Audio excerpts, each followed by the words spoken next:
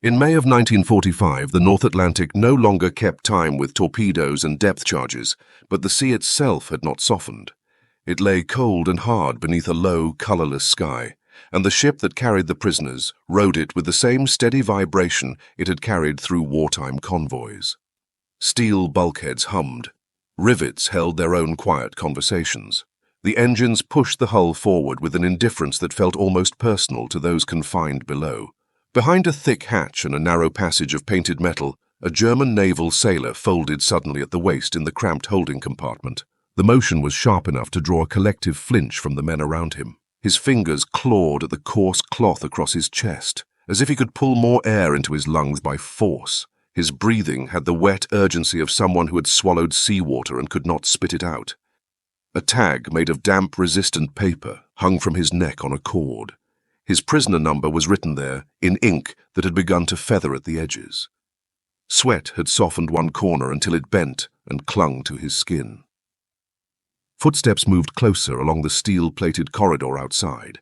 Keys knocked against a ring. Metal clips tapped against a belt buckle. The sounds came in a familiar sequence, the rhythm of inspection, the routine of custody, layered over the ship's mechanical pulse. The timing of those steps and the timing of the engines combined into a single, persistent beat. It was the ship's heartbeat, and it did not hurry for pain. Surrender, he had discovered, was not an ending. It was the first link in a longer chain of transfer.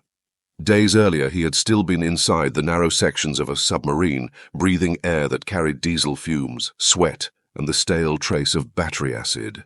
In that world, everything had been close, pipes at shoulder height, valves within reach, bunks stacked like shelves. He had stuffed what was left of his belongings into a regulation bag because he had been told to. He had handed over his weapon because an order had been given. He had submitted to a search because the structure of his life had taught him that the body itself was another compartment to be inspected. When the Americans came aboard, they wore gloves. They checked pockets and boot shafts with practiced hands, not rushing, not lingering. Each item, knife, comb, pencil stub, spare button, folded photograph, was tagged with a strip of paper. Names and numbers went onto the same forms. Someone copied the submarine's markings onto a board. Someone else led the crew away from the deck in order, as if pulling them off a list.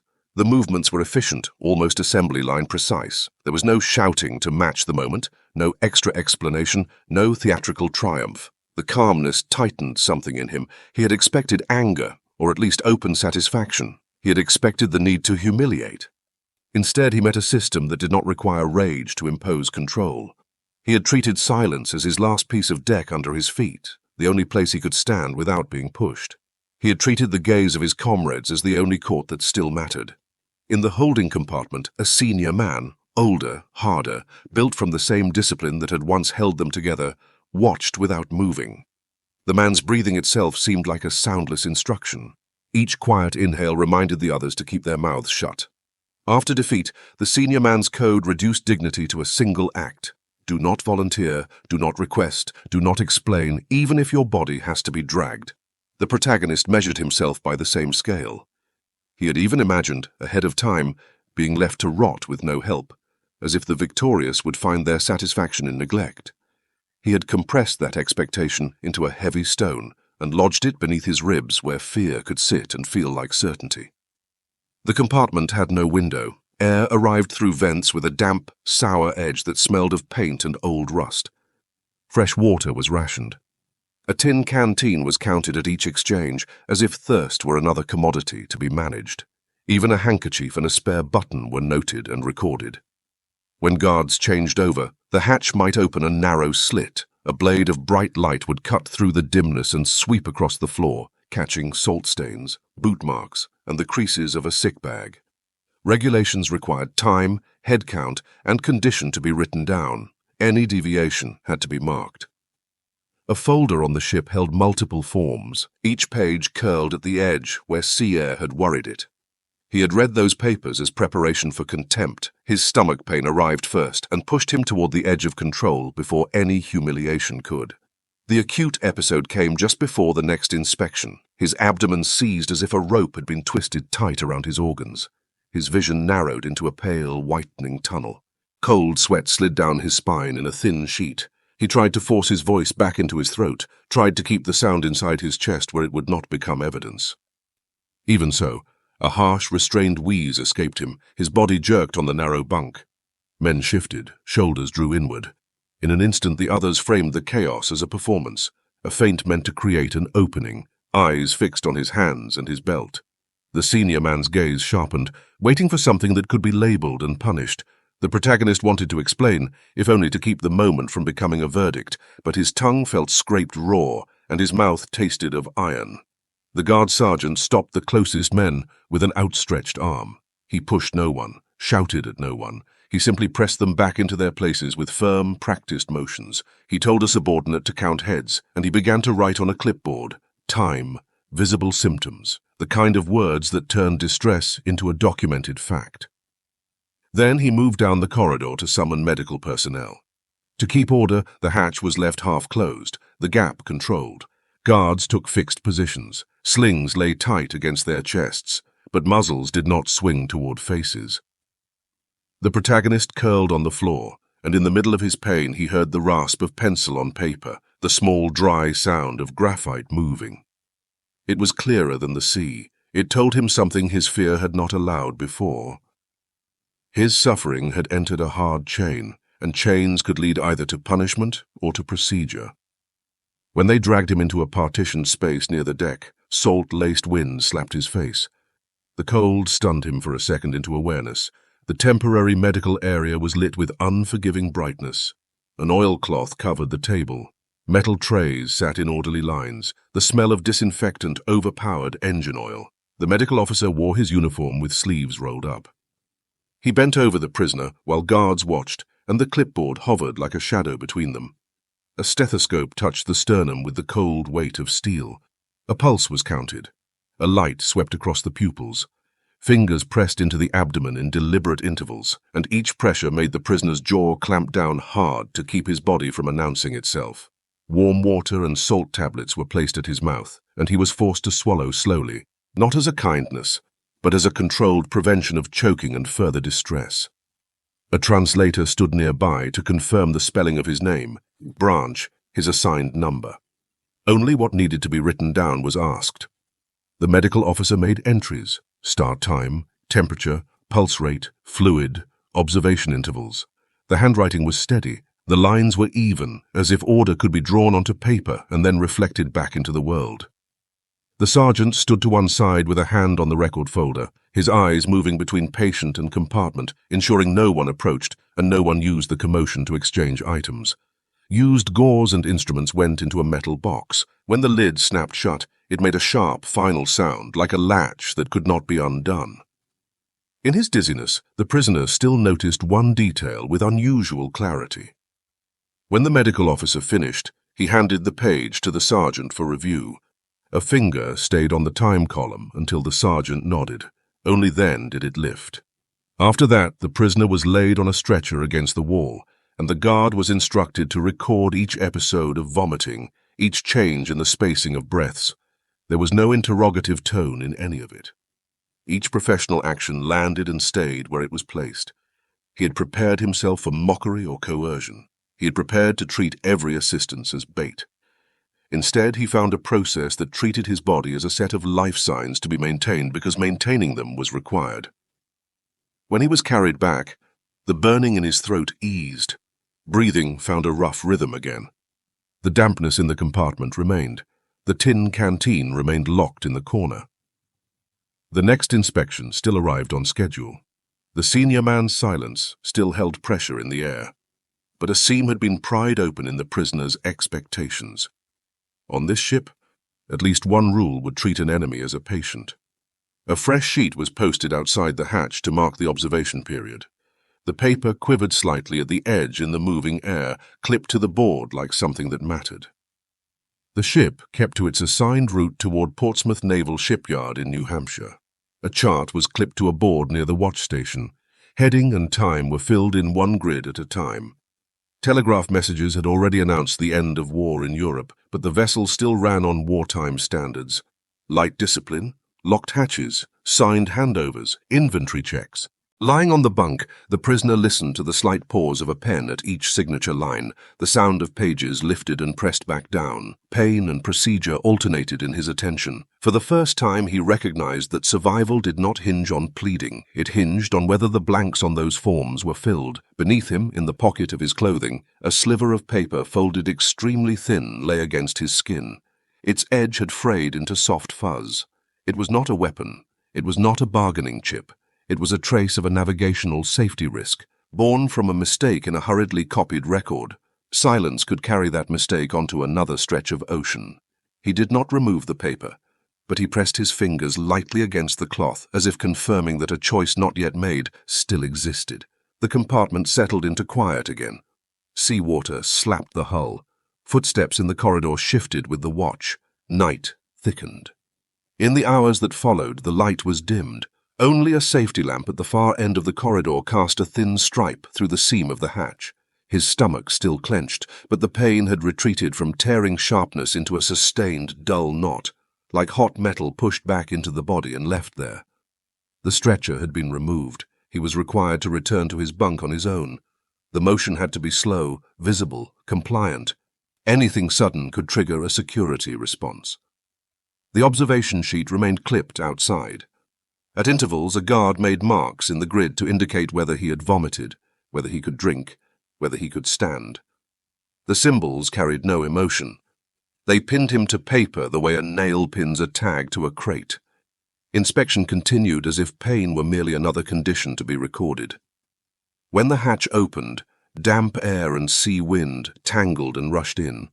Condensation that had gathered along the metal frame shook loose and fell onto the deck in tiny drops. Men rose in turn. Numbers were checked. Head count confirmed. Eyes paused at belts and cuffs to ensure nothing was hidden. The prisoner stood a beat slower than the others. Knees softened under him. Sweat slicked his palms. He forced his shoulders back anyway. He felt the stare of the compartment. Above all, he felt the stare of the senior man, a line pulled taut and ready to turn delay into evidence. Inside the submarine, discipline had been as constant as air. Training had shaped them into a structure, quick to obey, slow to accept unfamiliar kindness. In that environment, the protagonist had learned to read every knock and every valve turn as signal. He had bound the question of living to the question of leakage. Could they survive? Could they keep secrets? Could they avoid giving the enemy anything? After surrender, the structure did not collapse immediately.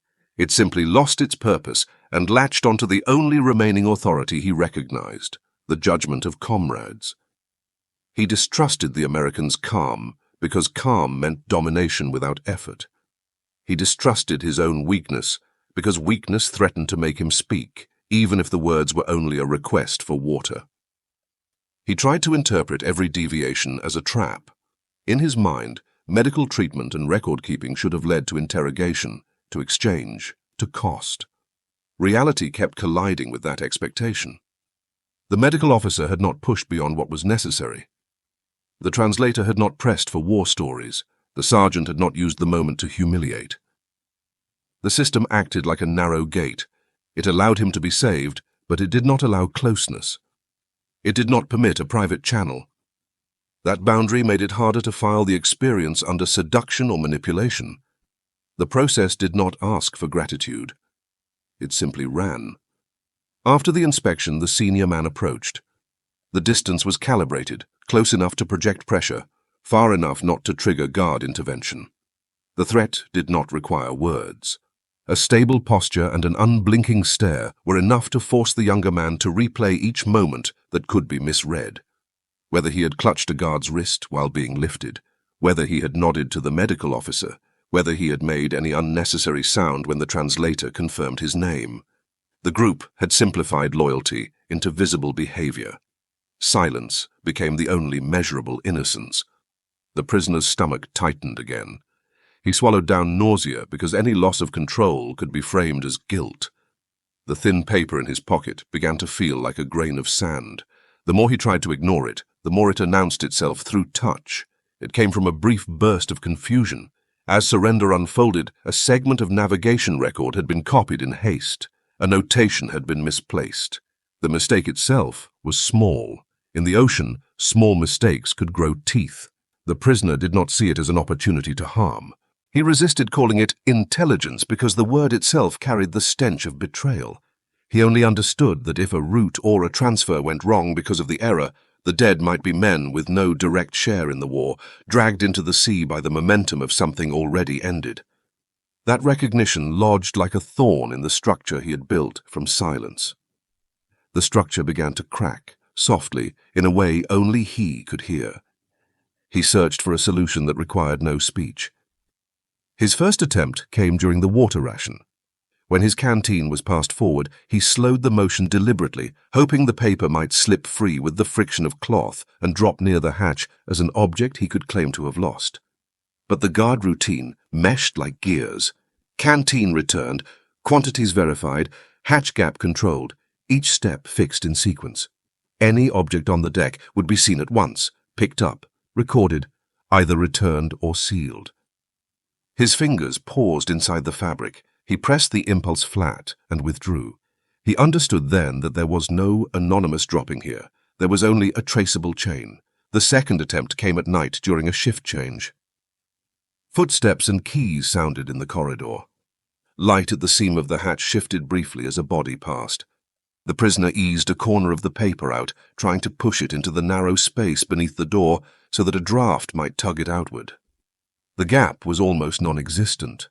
A metal strip sealed the lower edge, tightened for security. The corridor floor outside was kept clean enough that any scrap would glare. More than that, the compartment had no darkness to hide inside.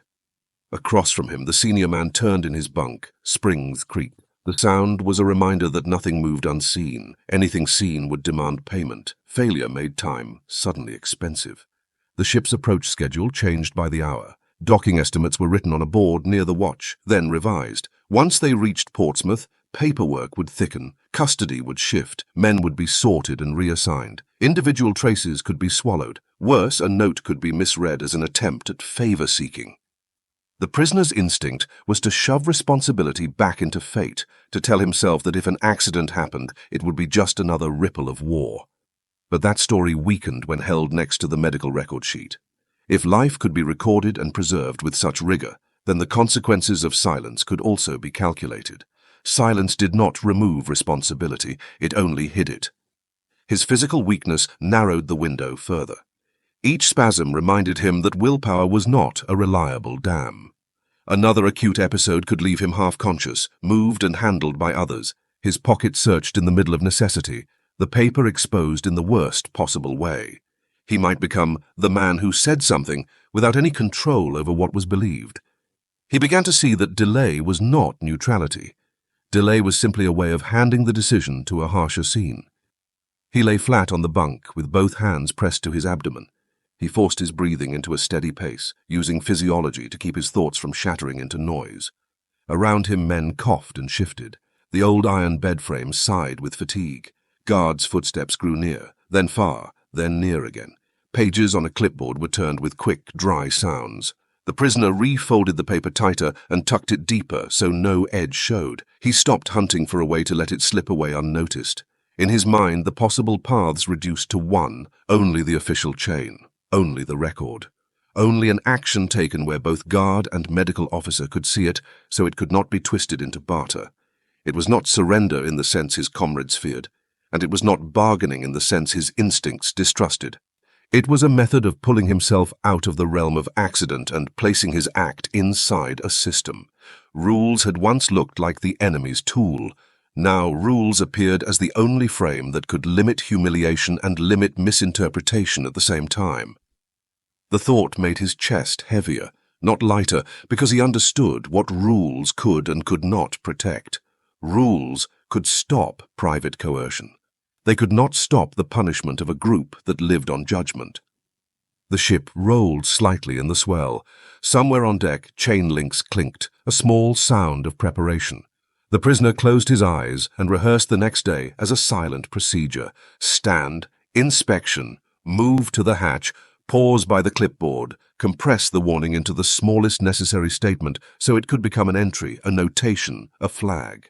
He knew that once he made the move, he could not return to the old structure where dignity was built from silence alone. He also knew that if he refused, he would leave the responsibility drifting on colder water. Morning brought a thin fog and the steady drone of the engines. The corridor outside grew busy with pre-landing tasks. Folders were opened and closed. Signature lines were checked for completeness. Numbers were compared against the previous day's entries to make sure the chain was unbroken. Any deviation required a continuous time log. The observation sheet posted outside the hatch was replaced. The old page was clipped into an archive bag. The bag's mouth was sealed with a metal clamp, stamped with a number to prevent tampering. Guards rotated more frequently. Boots struck steel with a precision so consistent it felt ritualistic. The message was blunt. The first act upon arriving was not negotiation. It was filing. Before docking, the medical officer conducted a final review. The temporary medical space was unchanged. Same bright light, same scrubbed surface, same trays and bottles placed where hands could find them without thought. The prisoner was brought to the edge of the hatch and told to stop. Guards kept their positions fixed. The clipboard opened in the sergeant's hands. The translator stood behind and slightly to the side. The medical officer checked temperature and pulse, pressed the abdomen to confirm whether pain had migrated, wrote restrictions on water and medication, and ordered continued monitoring with specific notes to mark excretion and vomiting. Each instruction was written as a traceable entry. Signature and date sat tight in the corner. Sea wind carried the faint scent of drying ink. Only then did the prisoner see another side of the rules. They did not merely record his life signs. They defined how and whether he could speak. The medical officer's process cut off private conversation and left only a paper channel. The translator's role was constrained to accuracy. Name, number, basic condition, not emotion, not argument. The presence of the guard sergeant turned the scene into a machine with its lid open. Any extra movement would register as deviation. The prisoner rubbed his fingers against his trouser seam until the knuckles whitened. Weakness and the eyes from the compartment converged on this moment and tightened into a single demand. The senior man was not allowed into the medical area, but he remained visible near the hatch in the shadow of the corridor, a line of pressure that did not need to cross the threshold. The prisoner understood that once they docked, sorting and transfer would begin. Men would be separated, registered, assigned, moved. For a short period, this compartment's social order remained the only community he had left. That made any deviation feel like a public cut. He heard small movements behind him, cloth rubbing, breaths lowered, a quiet shifting as if everyone present had leaned forward to see what verdict would be delivered. In his pocket, the paper had been folded so many times its fibers were close to tearing. He had compressed its content to the minimum. It did not point toward an action. It offered no route, no method. It only stated that a segment of navigation record contained a misplacement and a risk that required verification to avoid unnecessary loss of life. Reduced like that, it was neither bargain nor weapon. It was a prompt for the rule machine to check itself. Still, he knew that once the paper left his body, it would no longer be his. The record would speak for him. The record would also define him. In a pause, while the medical officer flipped a page, the prisoner raised his hand. He moved slowly, making sure each inch of motion stayed inside the guard's field of view. He set the folded scrap on the table beside the clipboard. When his fingers withdrew, they paused for the briefest moment, as if releasing weight. The translator did not add anything unnecessary. He translated the paper's points into a short statement that the medical officer could enter into the blank space. The line was placed directly after a timestamp, formatted like the other notes as if it belonged to the same logic. The medical officer glanced once. He did not ask for source. He did not demand elaboration. He added an instruction for transfer, indicating that the note was to be forwarded through the liaison chain to the receiving unit for verification, then signed and nodded for the sergeant to seal it, according to procedure. When rules land before emotions, saving a life and betrayal become two things that cannot be separated on the same chain of records. The sergeant clipped the paper and the record page into the archive bag and closed the metal clamp. The click was sharp and unmistakable, like a gate dropping. The prisoner's palm felt empty and colder than before. His breathing grew shallow after that sound, as if his body had stepped ahead into consequence. The medical officer resumed the remaining review, attention returning to pulse and observation intervals. Procedure did not pause for moral weight. The sergeant made a handover mark on the clipboard, wrote time and seal number, and did not lift his head, as if refusing to turn the moment into a human stare.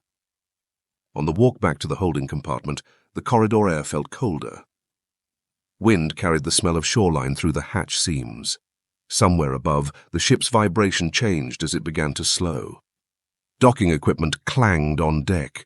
The order of arrival was already in motion. When the hatch opened, no one in the compartment rose to meet him.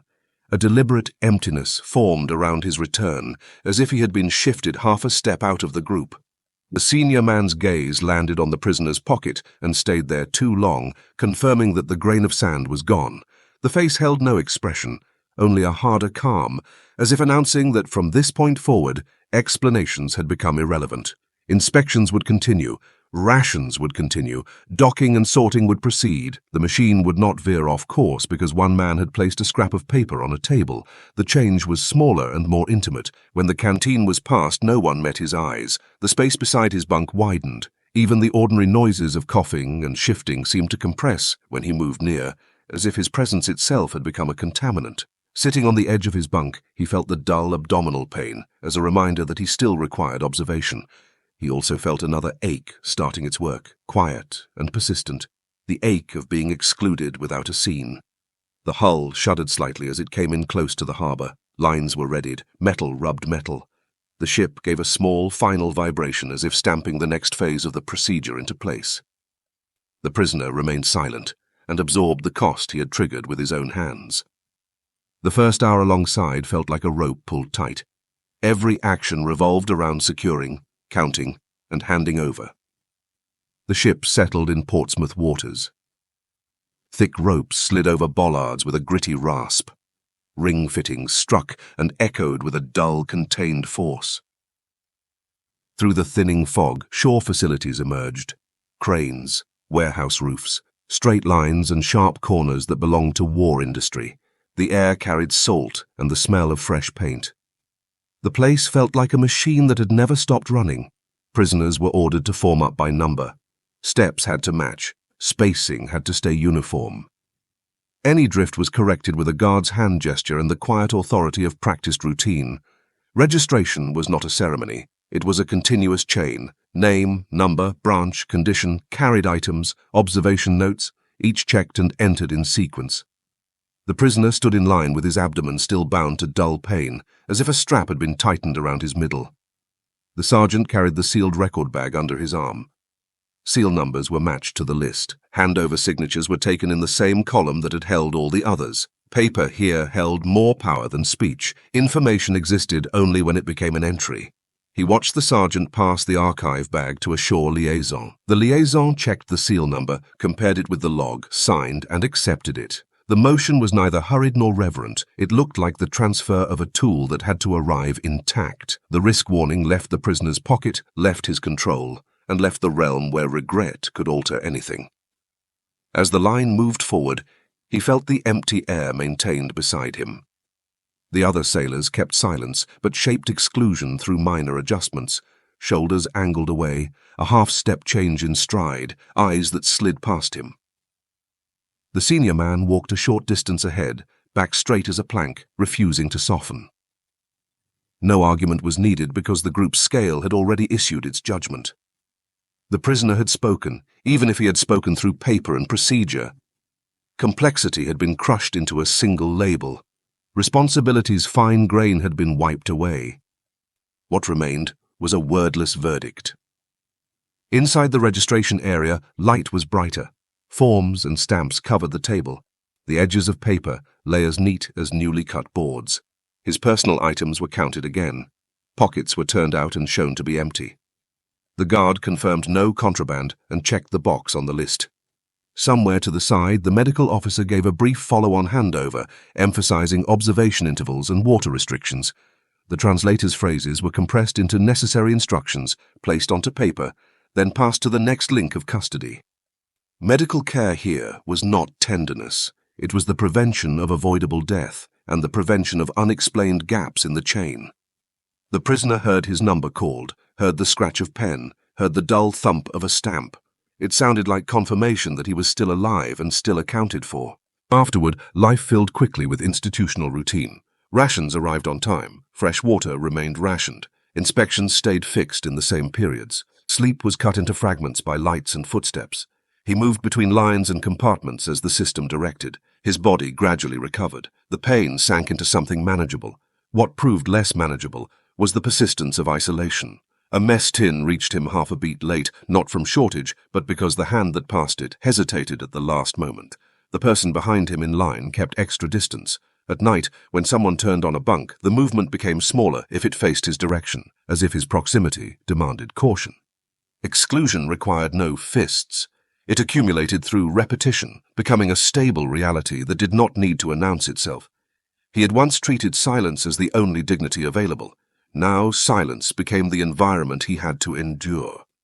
No one demanded his defense. No one offered an ear for explanation. He was forced to absorb his choice without audience.